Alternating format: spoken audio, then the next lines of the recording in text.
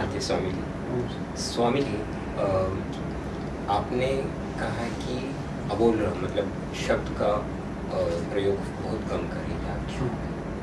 तो इसका मतलब ये होता है कि शब्द निकलना मतलब विचारों का आदान प्रदान होना, या विचारों के साथ शब्द निकलना, या विचारों के बजाय शब्द भी आ सकते हैं क्या? जो विचारों के बाद होंगे, जो शब्दों के बिना मिलन होगा, वो रियल मिलन होगा, वो आत्मा से आत्मा का मिलन होगा। जो शब्दों के साथ मिलन होगा, जैसे अभी एक ज्ञानी दूसरे ज्ञानी से, एक पंडित दूसरे पंडित से जब शास्त्रार्थ करते हैं तो देखते हो दोनों एक दूसरे को जैसे नहीं तोते जैसा एक दूसरे के ऊपर कूदते हैं, जैसे मार डालेंगे एक दूसरे को ऐसा।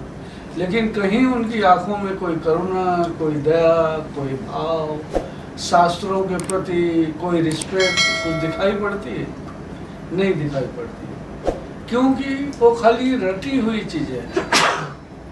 और बाकी जो हमारी आत्मा से मिलन होता है, जो आँखों से मिलन होता है, जो कि किसी के पास जाओ और बस चुपचाप बैठ जाओ।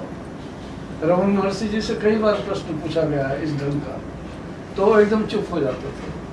तो लोग समझे ही नहीं कि वो उत्तर क्यों नहीं दे रहे हैं। और उनका उत्तर यही था कि तुम कहाँ बकवास में पढ़ रहे हो, बड़े मौन होकर बैठ जाओ, शांत होकर बैठ जाओ, सब कुछ परमात्मा अपने आप करेगा, सब कुछ अपने आप ही घटित होगा।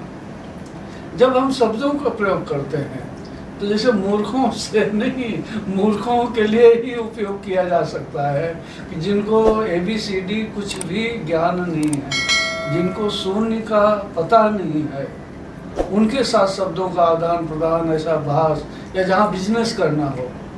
और सरल शब्दों में समझो, जब आप शब्दों का इस्तेमाल कर रहे हो तो अपना खर्चा कर रहे हो, और जब मौन में संवाद हो रहे हैं, कोई आँखों से आपकी प्रेजेंस से आपको समझ रहा है, वो आपकी रियल कमाई है। तो जितना समय मौन में हम जा सके, जितना समय हम आंखें बंद करके बैठ सके, उस समय हम अपना भीतर देखेंगे। और जब हम आंखें खुली रखते हैं या बोलते हैं तो हम बाहर देखते हैं। तो बाहर देखोगे तो संसार दिखेगा, बाहर देखोगे तो दूसरा दिखेगा, और जब भीतर देखोगे तो अपना रियल खजाना दिखेगा।